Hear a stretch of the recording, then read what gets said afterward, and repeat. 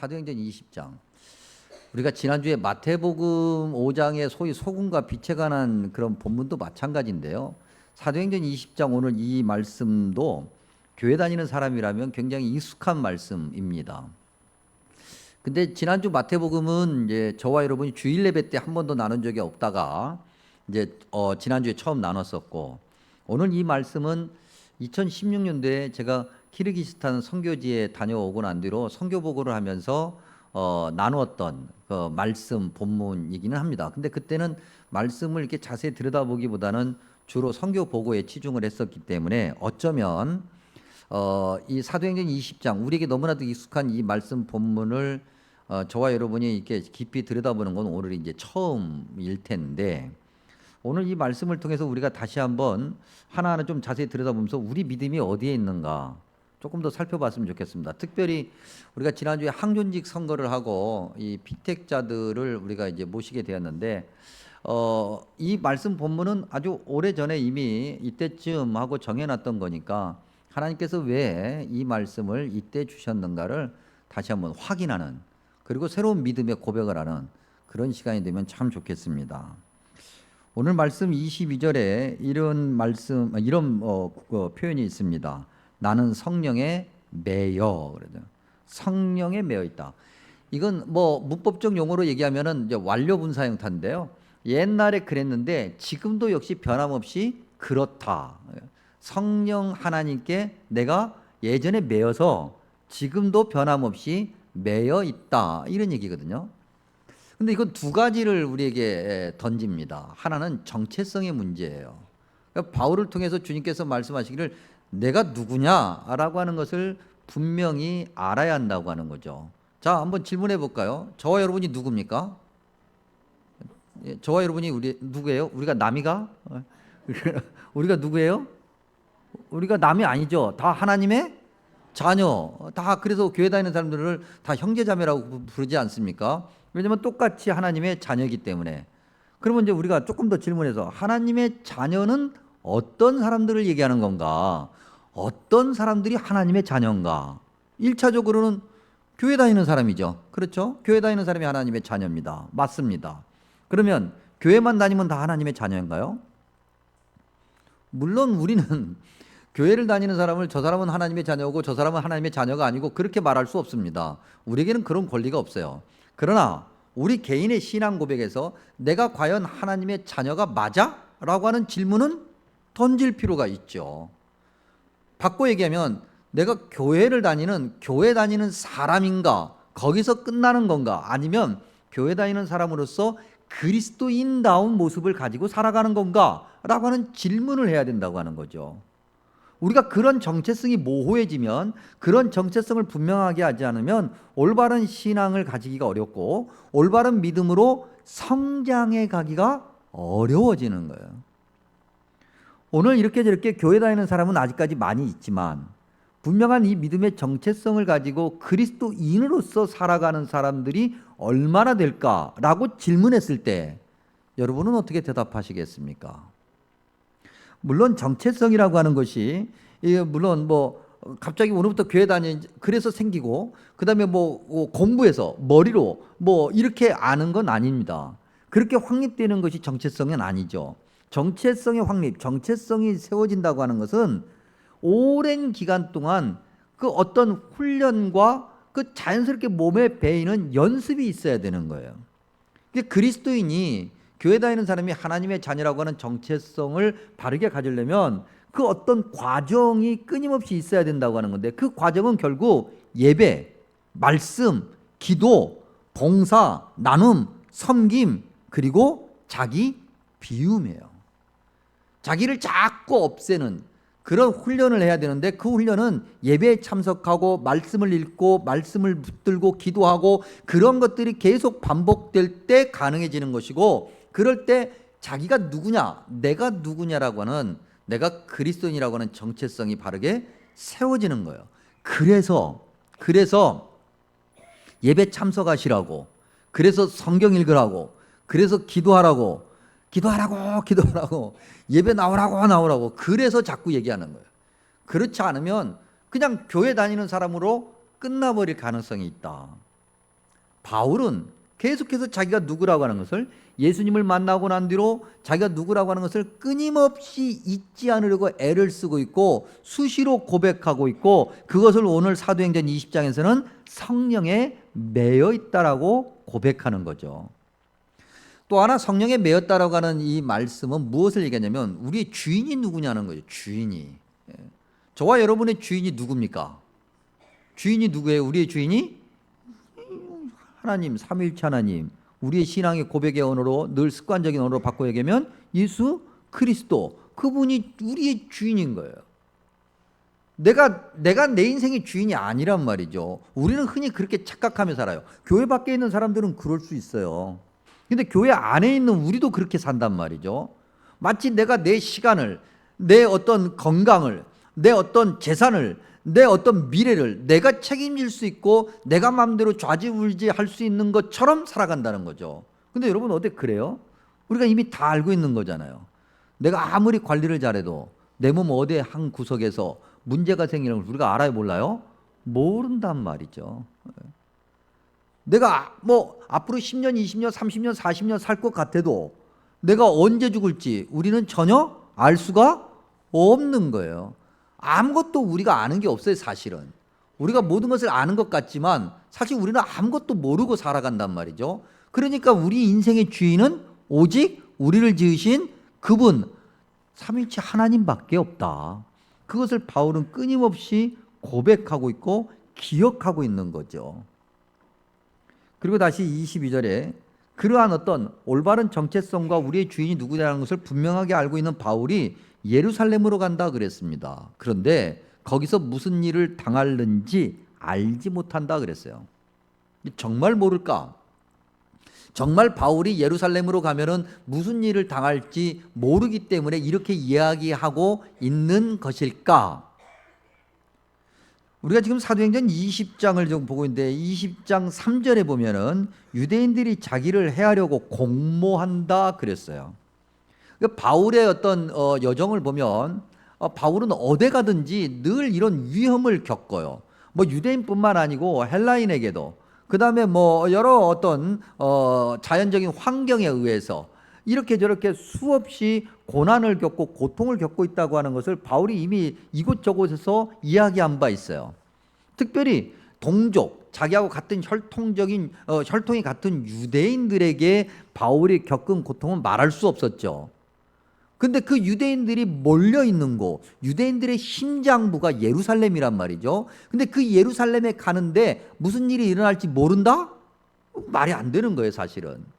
오늘 우리가 읽은 23절 말씀에도 결박이라는 단어가 있고 환란이라는 단어가 있어요.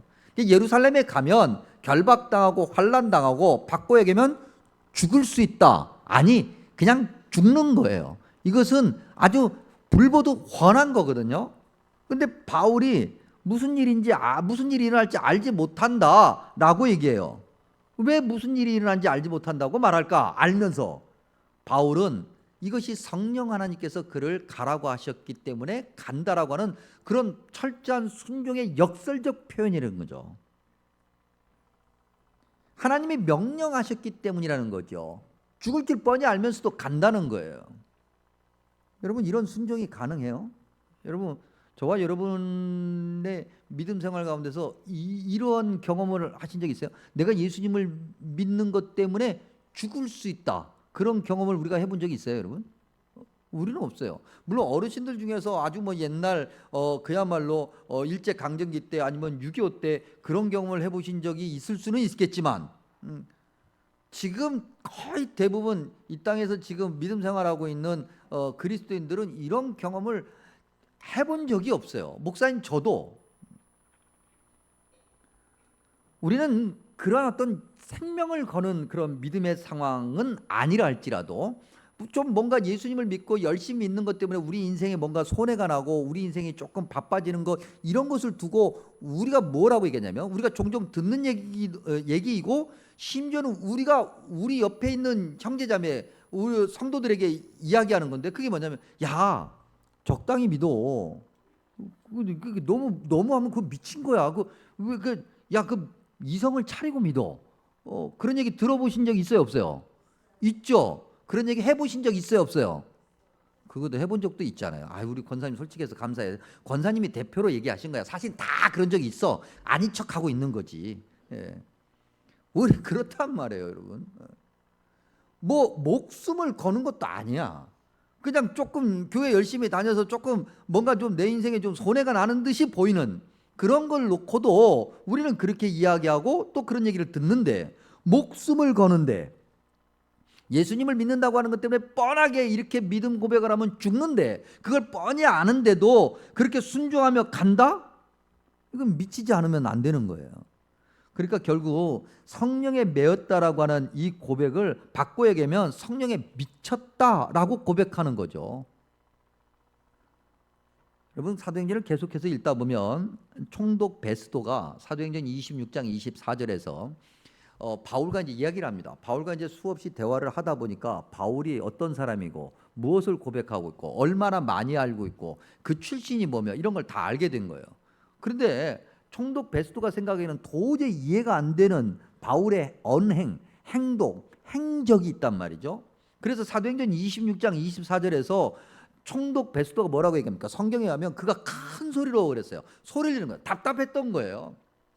어떻게 보면은 일면 바울의 그 출신과 배경이 안타까워서 그랬는지도 모르겠어요. 너무나도 어쨌든 답답해서 큰 소리로 말하기를, 바울아, 내가 미쳤도다 그랬어요. 글자 그대로. 예, 원문에도 그 단어 그대로예요. 미쳤다. 너의 많은 학문이 너를 미치게 한다 그랬어요. 바울은 미친 거예요. 미친 거예요. 미쳐야만이 철저한 순종을 할 수 있고, 그래야만이 주님이 원하시는 일을 할 수 있다고 하는 거죠. 올바른 믿음 생활을 할 수 있다는 거예요. 즉 바꿔 얘기하면 내가 누구냐라고 하는 믿음의 올바른 정체성을 가지고 주인이신 예수 그리스도를 제대로 따라가려고 한다면, 순종하려고 한다면 미쳐야 되는 거예요. 미치셨나요? 미치셨어요, 여러분? 예수님께 다 미치셨나요? 미친 분들 치고는 너무 멀쩡해. 바울이 이런 고백을 뭐 여기서만 하고 있는 건 아니에요. 여러분, 성경 곳곳에서 얘기하고 있는데, 예를 들면 갈라디아서 6장 14절에 우리가 이런 비슷한 것을 조금 이따 다시 한번 보겠습니다만, 갈라디아서 6장 14절에 내게는 우리 주 예수 그리스도의 십자가 외에 결코 자랑할 거 없다 그랬어요. 십자가가 뭐예요? 죽는 거잖아요. 그래서 갈라디아서 2장 20절 우리가 너무나도 잘 알고 있는 말씀이죠. 바울이 뭐라고 고백합니까? 내가 그리스도 예수와 함께 십자가에 못 박혔다. 내가 죽었다고 하는 거거든. 내가 없어졌다고 하는 거거든요. 빌립보서 3장 7절에서 9절도 마찬가지예요. 모든 것을 해로 여겨. 내가 그 전에, 바울이기 전에 사울이었을 때 내게 유익하게 생각하던 것을 내가 예수님을 만나고 난 다음에 모든 것이 해로 여겨지는 거예요. 그래서 다 버린다는 거잖아요. 예수 그리스도를 아는 것 외에 그것이 제일 고상한 것이고, 그거 외에 모든 것은 다 해로 여기고 심지어는 배설물, 똥으로 여긴다 그랬어요. 여러분, 이런 고백이 우리에게 있는가? 이런 고백이. 그 미쳤다는 말을 들을 정도로 그렇게 철저하게 순종하는, 오직 예만 하는 이런 고백이 우리에게 있는가? 여러분, 고린도후서 1장 12절에서 19절에 보면 바울이 고린도 교회를 향해서 아마도 정황상 고린도 교회를 방문하겠다고 이야기를 했는데 상황이 좀 복잡해져서 방문하지 못했어요. 그러니까 고린도 교회에서, 고린도 교회뿐만 아니에요. 사실은 뭐 빌립보도 교회도 그렇고 갈라디아 교회도 예배소도 교회도 모든 교회들이 다 바울을 그렇게 응원하고 후원한 건 아니에요. 바울이 교회를 개척하고 교회를 세웠음에도 그 안에 모인 사람들 중에서는 바울을 싫어하는 사람들이 있었거든요. 근데 바울의 대적자들이 이제 한마디로 비난을 하는 거죠. 영적인 지도자라는 사람이 이럴 때는 이렇게 얘기하고 저럴 때는 저렇게 얘기하고 변덕스럽고 그렇다고. 그리고 바울이 그 고린도 후서에서 그 고린도 교회 편지하면서 뭐라고 얘기하냐면, 내가 가기를 원했으나 하나님께서 이러이러한 상황으로 못 가게 하셨으니 그것도 주님의 뜻이라. 그래서 나는 거기에 예하고 순종했다. 주님께서 그러신 것처럼 나도 오직 예만 한다는 거예요. 바울에게는 오직 예예요. 내가 계획한 건 이건데 이게 내 뜻대로 안 됐어. 그래도 그것이 주님의 뜻이라 생각하고 예하고, 이래도 예, 저래도 예. 그렇게 하면서 오직 주님이 원하시는 것만 따라가겠다고 하는 거죠. 여러분, 우리가 지난주 선거하면서 귀한 분들을 다시 항존 직분자로 우리 모십니다. 기존에 우리 항존 직분자들도 예외 없어요. 우리가 다시 한번 생각해 봐야 되는데 정말 우리가 이 바울의 이런 고백, 이런 철저한 순종, 미칠 정도의 그런 철저한 순종을 하면서 그 직분을 감당하는가? 내 마음에 드는가 안 드는가부터 따지고 그런 게 아니라 말이죠. 예. 여러분 또 피택이 돼도 하나님 뜻이 안 돼도 하나님의 뜻인 거예요. 그래서 어떠한 상황이 있든 간에 하나님께 순종하는 것, 주님의 뜻을 먼저 사모하는 것, 우리의 정말 주인이신 주님께서 내게 무엇을 원하시는가를 살펴봐야 되거든요. 어떻게 보면 중직자가 된다고 하는 것은 주님의 뜻에 조금 더 순종하고자 하는 믿음의 고백으로 한 발 더 나아가는 거예요. 그러니 그 직분을 사실은 거룩한 그 직분을 소중하게 생각하고 사실은 사모해야 돼요. 어떤 의미에서 내가 교회를 이 정도 다녔는데 그래도 이 정도 짬밥이면 이 정도는 해야 되지 않겠어? 이런 마음이 아니라 주님 내게 조금 더 순종할 수 있는 기회를 주옵소서라고 하는 의미에서. 그러니 여러분 뭐 됐다고 야 그래도 안 됐다고 와 그럴 필요 없어요 여러분. 주님께서 다 알아서 하실 거니까. 그리고 나는 뭐 이게 뭐야 교회 오래 다녔다고 이게 아니고 그냥 주님께서 하라 하시네. 나는 하기 싫지만 주님이 하라 하시니 열심히 해야 되겠다. 그러면 그것이 복이 될 것이고 그렇지 않고 생각 많고 이렇게 저렇게 자꾸 나를 드러내면 결국 나도 불행하고 모두가 다 불행해질 거예요. 여러분 제가 제 입으로 자랑하기가 좀 거시기 하긴 한데 내가 노예 서기를 잘했다고 그랬잖아요. 그래서 굉장히 칭찬을 많이 들어요. 지금도 노예 서기가 끝나서 물론 이제 아직 뭐 완전히 한 달 이상 이렇게 오랜 세월이 지나지 않았기 때문에 그렇기도 하겠지만 지금도 칭찬하는 분들이 있어요. 노예 서기를 이제 임원을 끝나면 그 임원들이 맡아야 되는 부서들이 있어요. 그래서 그 관례적으로 가는데 그 부서 모임이 첫 모임이 있어서 지난주도 제가 갔는데 그렇게 칭찬을 하면서 자꾸 저한테 뭘 맡기려고 그래. 뭐 잘했다 이거죠. 그래서 저는 될 수 있으면 눈치 보고 이렇게 피해 다니려고 하고 그러긴 하는데 어쨌든 이렇게 그 모임을 이제 회의를 하고 이렇게 식사를 하는 자리에 이제 한 자리에 모여서 이야기를 하다가 우리 선배 목사님하고 대화를 하는데 선배 목사님이 또 막 이렇게 칭찬을 해주시는 거예요. 제가 사실 칭찬에 익숙한 사람은 아니거든요.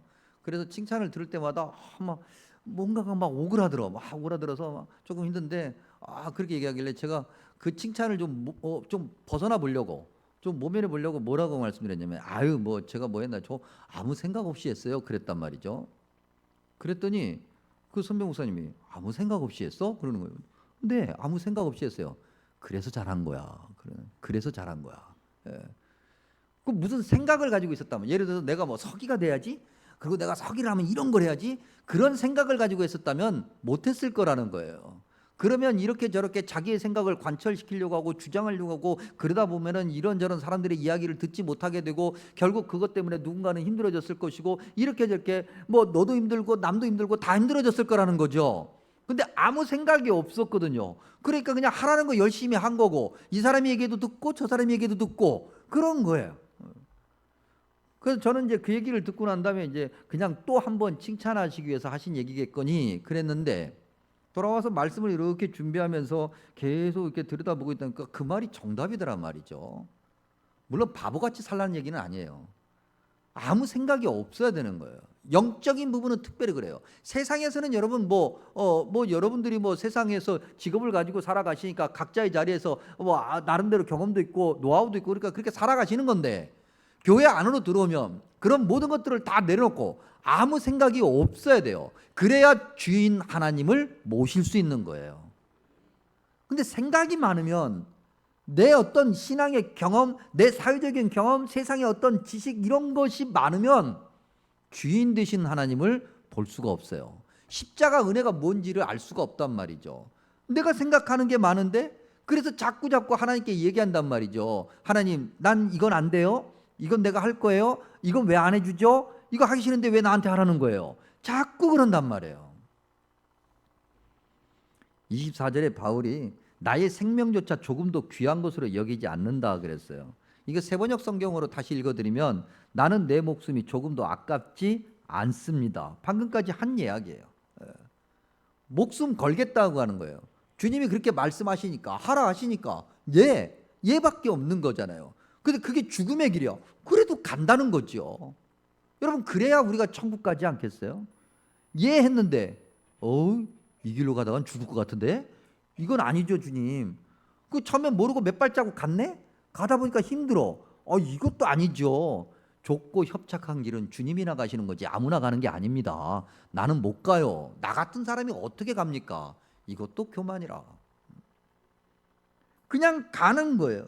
여러분 아까도 우리가 잠깐 살펴봤던 것처럼 바울의 이 고백, 즉 목숨을 조금도 아깝지 않다라고 하는 이 고백이 여기만 있는 건 아니거든요. 예를 들어서 고린도후서 4장 10절. 고린도후서 4장 10절의 이 표현을 몰랐던 게 아니에요. 근데 말씀을 준비하면서 제가 다시 한번 들여다보니까 와, 어떻게 이런 고백을 할 수 있을까? 바울이 뭐라고 고백하냐면요. 예수의 죽음을 몸에 짊어졌다 그랬어요. 여러분 이런 고백을 우리가 하세요 지금? 저와 여러분이 이런 고백합니까? 말로는 고백하지 뭘 못해. 이거 다 해. 저와 여러분이 예수님의 그 죽음을 몸에 짊어지셨습니다. 믿으십니까? 이거 갑자기 이거 얘기가 이제 우리가 신앙생활 하다 보면 말은 잘해. 근데 여러분 예수님의 죽음을 몸에 짊어졌대잖아요. 몸에 짊어졌다고요. 고린도후서 5장 10절에 내가 그리스도를 위하여 약한 것들과 능욕과 궁핍과 박해와 공고를 감당해 보겠습니다. 하라면 하지요. 이게 아니가. 바울은 뭐라고 고백하냐면 기뻐한다 그랬어요. 기뻐한다. 이게 미친 거라니까요. 기뻐한다. 성지순례 얘기를 이제 종종 하게 될 건데 알고 있었다고 그랬잖아요. 그 공부하면서 책으로, 사진으로, 영상으로 그다음에 심지어는 갔다 오신 분들 귀동냥으로 들어서 알고 있어요. 들어서 얼마나 힘들었을까, 얼마나 고통 알고 있어요. 근데 가 보니까 우리가 백문이 불여일견이라고. 아무리 들어봐야 가서 한번 본 것만 못해. 가서 보니까 바울이 정말 미쳤구나. 미치지 않으면 이건 불가능한 일이에요. 얼마나 복음이 좋고 얼마나 예수님이 좋고 얼마나 그의 그 믿음의 정체성이 분명하면 그가 예수님의 그 죽음을 몸에 짊어지고 다닌 거예요. 짊어지고. 우리가 정말 바울처럼 이런 믿음의 고백을 하며 살아가는가? 정말 예수님의 그 죽음을 몸에 짊어지고 살아가는가? 특별히 우리 항존 직분자들 말이죠. 목사인 저부터 시작을 해서 우리가 그렇게 목숨을 걸면서 예수님을 믿느냐 말이죠. 바울이 목숨을 걸면서까지 감당하려고 했던 게 무엇일까? 24절 그 원문을 다시 재번역해 보면 이렇게 번역할 수 있어요. 주 예수님에게서 받은 사명과 내가 가야 할 길을 끝까지 이루어내는 것, 거기에 목숨을 걸었다는 거예요. 내가 가야 할 길, 그 인생이잖아요. 그 인생을 오직 순종으로 채워가면서 주님이 원하시는 대로 살아가겠다고 하는 거죠. 주님으로 가득 채워야겠다는 거예요. 언제까지? 끝까지. 죽을 때까지.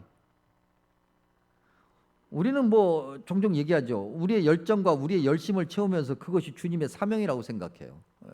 내가 열심히 하고 있다는 거죠. 내가. 예전에도 한번 말씀드린 적이 있는데 그분을 제가 뭔가 평가절하하려고 하는 건 아니고요.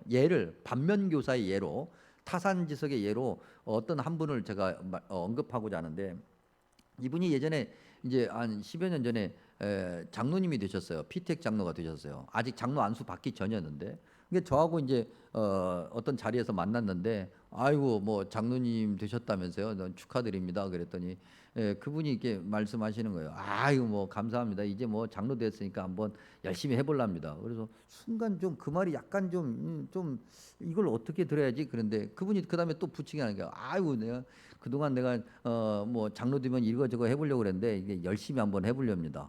그 얘기는 굉장히 위험한 얘기예요, 사실은. 오히려 장로가 됐으니까 아무 생각 없이 순종하면서 더욱더 섬기겠습니다. 그래야 정상인 거거든요. 근데 뭔가를 해보겠다는 거예요. 장로 되기 전에 내가 생각한 게 있다는 거잖아요. 내가 장로가 되면 이런 걸 해버리라, 이렇게 하리라 라는 자기의 생각이 있는 거예요. 물론 그 생각이 필요 없다는 얘기는 아니에요. 근데 그 생각이 앞서가잖아요. 주님의 뜻보다 앞서간단 말이죠. 그래서 그분이 장로로서 됐어요. 그리고 10여 년이 지났는데 안타깝게도 그분이 지금 장로의 직분을 잘 감당하고 있는가? 아니에요. 장로직을 사직하고 교회를 떠났어요. 이건 어떻게 봐야 되는 거예요? 우리는 우리의 열정과 열심, 종교적인 열심, 경험 이런 것들이 마치 우리가 지금 하나님께서 받은 사명을 잘 감당하고 있는 것처럼 착각을 해요. 그래서는 안 되는 거예요. 오직 주님이 맡기신 일을 열심히 감당하고자 더 엎드려야 되겠고, 더 겸손하게 섬기라고 주님께서 맡기신 그 직분을 소중히 생각하며 어떻게 하면 주님이 원하시는 일을, 주님이 기뻐하시는 일을 성도들과 함께 나눌까? 이것이 중직자가 가져야 될 올바른 믿음의 모습이고, 중직자뿐만 아니라 모든 그리스도인들이, 바울이 목숨을 걸면서까지 감당하려고 하는 것 또 한 가지, 그건요, 복음, 그거 하나님의 은혜인데 그 은혜를, 즉 복음을 증명하는 거다 그랬어요. 여러분, 이 증명이란 게 뭐예요? 논리로 서술해서 설명해서 그렇게 해서 증명되는 거예요? 아니에요. 여러분, 이 성경에서 얘기하는 증명, 증언, 증인, 이건 삶으로 나타내는 거예요. 삶으로. 이제 주변에 이제 목사님들 있잖아요. 저한테 이제 동기 선후배들 목사님들이 계십니다. 그러니까 뭐 짧게는 뭐 최소한 30년 이상, 아무리 짧아도 목사가 되고 난 다음에 20년 이상을 이제 같이 지낸 거예요. 그러니까 20살에 만났다고 한다면 못해도 35년 이상을 같이 지낸 거예요. 그러니까 20살 때 뭐 했는지 서로가 다 알아. 그래서 20대 때, 그래서 간혹 가다가 우리 동기 선후배 목사님들, 그렇게 같이 있었던 목사님들끼리 만나면 우리가 서로 농담처럼 얘기하는데, 우리 서로 그때 무슨 일을 했는지 까발리기 시작하면 우리 목회 못하니까 서로를 지켜주자. 서로 감출 건 감추고 얘기하지 않아야 될 건 얘기하지 않고, 그렇게 해가지고 그런 얘기를 종종 하곤 해요. 근데 제가 이렇게 감히 이렇게 보면 또 우리가 다 알고 있다고 그러니까, 그때 그 모습으로 목사가 되어서 목회를 한다는 건 있을 수 없는 일이에요, 사실은. 그런데 그런 분들이 목사가 돼서 지금 목회를 잘해요. 그거 어떻게 잘할까? 어떻게 잘할까? 그냥 순종하는 거죠. 그 주님이 하라 하시니까. 그리고 그들의 그 목회 현장에서 그들의 삶으로 하나님의 영광을 나타내고 하나님의 뜻이 무엇인지를 증거하고, 그렇게 그 목사님의 삶을 통해서 하나님이 말씀하신 것이 무엇인지를 성도들이 보고 배우더라. 그게 복음을 증명하는 거예요. 그게 증언, 증인이 되는 거예요. 바울은 그렇게 하겠다고 하는 거죠. 열심히 그렇게 살겠다고 하는 거죠. 주님이 원하시는 대로. 물론 여러분, 타고난 기질이 바뀌지는 않아요. 여러분, 저와 여러분의 기질이 어디 바뀝니까? 천성이라는 건 잘 안 바뀌어요. 그런데 천성이라는 것이 안 바뀌니까 에이 모르겠다고 내버려 둔다고 보면 이건 증인이 될 수가 없는 거잖아요. 증인이 되거나 주님께서 그렇게 말씀하셨으니, 증명하라고 말씀하셨으니 그렇게 살아가야 되겠다라고 엎드려 순종하면 어제보다 오늘이 좀 낫고 오늘보다 내일이 좀 낫고, 그러다가 다시 좀 후퇴했어도 주님께서 아유 네가 연약해서 그렇지 힘 주셔서 다시 좀 나아가게 하고, 그렇게 하루 이틀 한 달 두 달 1년 2년 10년 20년 가다 보니까 꽤 많이 좋아졌어. 그래서 주님께서 나 같은 자를 통해서도 영광 받으시고, 나 같은 자를 통해서도 누군가가 예수님을 알게 되고, 내가 너 때문에 교회 한번 나가볼게라는 말을 듣게 되고, 이래야 되는 거예요, 여러분. 이것이 오늘 우리가 가져야 될 믿음의 모습이고, 바울의 고백을 통해서 우리에게 말씀하시는 주님의 명령이라고 하는 거죠. 24절에 달려갈 길이라 그랬어요. 여러분, 이 길이라고 하는 단어를 굳이 영어 단어로 이야기하면 레이스예요, 레이스. 막 경주, 경기한다. 다른지를 하는 그 선수가 딱 이렇게 출발선에 서면 이 코스, 길이 정해진 거잖아요. 그 레이스가 정해졌다고요. 그 길을 따라가는 거예요. 바로 그걸 얘기하는 거거든요. 우리는 선 거예요. 오늘 저와 여러분이 모두가 예수님을 믿는 순간 우리는 그 출발선, 그 레이스, 그 길에 서 있는 거예요. 그러니 다른 길을 봐서는 안 돼요. 주님이 가라 하시는 그 길을 봐야 되는 거죠. 그 길을 열심히 가야 되는 거예요. 좌우 봐서는 안 되고, 하물며 뒤를 돌아본다? 있을 수 없는 일이에요. 앞으로 가는 거예요. 빨리 안 가면 어때? 뭐 천천히 가면 어때요? 주님께서는 빨리 가야 된다라고 말씀하시지 않아요. 끝까지 가라고 하는 거지. 끝까지.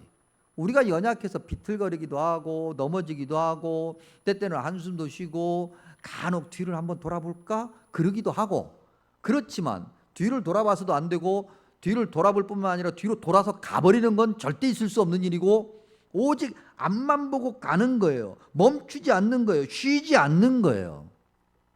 여러분 믿음 생활하면서 종종 그런 얘기 하세요. 뭐 잠깐 쉬려고. 왜 쉬어요? 왜? 쉬면 안 된다니까요. 그 물론 우리가 진정한 의미에서의 안식이라고 하는 것은 있어요. 근데 안식도 오래 갖지 마세요, 여러분. 그러면 사탄이 틈타요. 그러니까 뭐 적당할 때 다시 돌아와야 돼요. 그런 안식 외에 무슨 뭐 이래서 저래서 좀 쉬겠다고 주님이 좋아하시는 거 아니에요. 그리고 우리에게도 결국 손해가 되고 결국 어려움이 되고 고통이 되고 아무것도 좋을 게 없는 거죠. 오직 가는 거예요. 열심히. 이제 피택자 여러분들의 이제 훈련이 시작됩니다. 이제 26일 이제 모이면 우리가 이제 소위 얘기하는 첫 모임에 일반적으로 오리엔테이션이라고 얘기하죠. 어제 뭐뭐뭐 합니다라고 소개를. 뭐 훈련의 내용이 뭐 걱정하지 마세요. 막 풍성합니다. 지금 아주 풍성해서 아주 다 죽었어 이제 막 풍성해. 그 뭐 제가 봐도 야 이거 다 하려면은 정말 뭐 삶이라는 게 있잖아요. 삶도 감당해야 되고 뭐 야 이거 감당하기 힘들 텐데 뭐 그래도 해야 돼. 그래도 그래야만이 그 훈련의 기간 동안에 있어서 정체성을 확인하게 되죠. 여러분 우리가 다 맨날 하는 비유인데 군인들이 처음에 군대 입대하면 처음에 어디 갑니까? 처음부터 소위 그 자대라고 그러죠. 부대 배치받아서 갑니까? 아니면 그 전에 어디로 갑니까? 훈련소 가잖아요. 훈련소를 가야 되는 거예요. 훈련소를 가도 뭔가 좀 어벙벙해. 뭔가 어벙벙하단 말이에요. 근데 그때 훈련소에서 기본적으로 그 훈련을 받아야 그야말로 본 부대에 가서 그렇게 조금씩 하면서 성장해 가고, 그래서 이제 말년 정도 되면은 나름대로 멋이 딱 잡히는 거예요. 마찬가지거든요. 영적인 훈련이 잘 잡혀 있어야 돼요. 그 훈련을 게으르게 하면, 그 훈련을 무가치한 것으로 여기면, 그 훈련에 불평과 불만이 많아지면 중직이라고 하는 것이 무엇인지를 모르게 되는 거예요. 훈련을 해도 될까 말까인데 훈련을 안 하고 내가 뭔가를 할 수 있다? 절대로. 또한 사실 중직자만 그런 건 아니에요. 중직자라고 하는 것은, 항존직이라고 하는 것은 그야말로 앞서 있는 거거든요. 그건 뭐 우열에서 우를 점한다는 것이 아니고 조금 더 주님이 원하시는 일을 더 적극적으로 감당하겠다고 하는 거예요. 본이 되겠다고 하는 거거든요. 그래서 무거운 거예요. 그래서 그 중직자들이 그 직분을 잘 감당할 때 중직자들과 함께하는 다른 여타 성도들이 그들을 보고 도전을 받는 거죠. 그리고 다시 주님이 원하시는 일을 같이 해 나가는 거예요. 여러분 한번 뭐 예를 들어서 맨날 여러분들이 그러지 않습니까? 목사인 제가 새벽기도도 맨날 힘들어서 안 하고 귀찮아서 안 하고 성경도 한 자도 안 보고 설교 준비도 말이죠. 예배 들어오기 전에 한 5분이나 10분 전에 성경 대충 보고 와서 설교하고 그러면 돼요, 안 돼요? 그러면 돼요, 안 돼요, 여러분? 안 될 건 또 뭐야? 목사님이 말이죠. 맨날 성질이, 안 그래도 지금 제가 성질이 좋은 편은 아닌데 막 성질이나 내고 막 뭐 한다고 막 손가락질이나 하고 막 당신 길에서 만날 때 나 조심해 막 이렇게 얘기하고 목사가 그러면 돼요, 안 돼요? 돼요, 안 돼요? 그거 왜 안 된다고 그래 자꾸? 목사에 대해서는 뭐 자꾸 뭐 안 된대. 뭐 이렇게 요구하는 게 뭐 이렇게 많아요. 나도 힘들어. 근데 여러분 내가 이 키에 이걸 감당하려니까 얼마나 힘들겠어요. 이게 힘들다고. 근데 뭐 맨날 안 된대. 근데 왜 안 돼요? 목사님이니까? 그 목사는 왜 목사님이니까? 딱히 뭐 답은 없죠. 그렇죠, 여러분. 당연하죠. 저도 알고 있어요. 결국 모든 성도들이 마음에 들든 들지 않든 목사를 바라보고 있으니까, 목사가 어디에 가느냐, 어떤 믿음의 모습을 가지고 살아가느냐에 따라서 그 믿음의 그 다음이 결정되기 때문에, 교회는 결국 목사라고 하는 맨 앞에 서 있는 그 사도 아포스톨로스를 따라가는 거니까. 근데 목사만 가요? 아니란 말이죠. 그 밑에 중직자들도 같이 가는 거예요. 그렇게 가고 그 중직자들 뒤에 누가 가요? 온 성도가 같이 가는 거예요. 그렇게 우리의 연약함을 서로 보듬고 기도하고 격려하고 같이 위로하고 축복하고 그러면서 그 길을 같이 갈 때 주님의 영광 높여지고 그걸로 다시 우리가 복을 받는 것이고. 미쳐야 됩니다, 여러분. 미치십시오. 세상 미치지 마시고 세상에 미치지 마시고 주님께 미치시기 바랍니다. 안 미치면 안 되는 거예요, 여러분. 그래서 열심히 믿음 생활 하시면서 주님이 원하시는 그런 복된 삶, 세상에 줄 수 없는 그런 행복한 삶, 세상의 기준이 아니라 성경에 기록되어 있는 기준대로 정말 질이 높은 그런 삶을 살아가는 저와 여러분 되시기를 축복합니다. 기도합니다. 좋으신 아버지 하나님, 감사하고 감사합니다. 우리를 주님 자녀 삼아주시고 천국 백성 삼아주시고 그렇게 살게 하시니 감사합니다. 이제 아버지 하나님, 주님 뜻에 더욱더 순종하고자 합니다. 더 철저하게 순종하고자 합니다. 주님, 우리의 연약함을 긍휼히 여기셔서 우리를 붙들어 주시고 우리를 지켜주시고 인도해 주시옵소서. 아버지 하나님, 예배 자리에서 주님 말씀에 아멘하는 모든 성도를 축복합니다. 말씀 듣게 하셨으니 마음에 새기게 하시고 삶에서 확인되게 하여 주시옵소서. 예수님의 이름으로 간절히 기도하옵나이다. 아멘.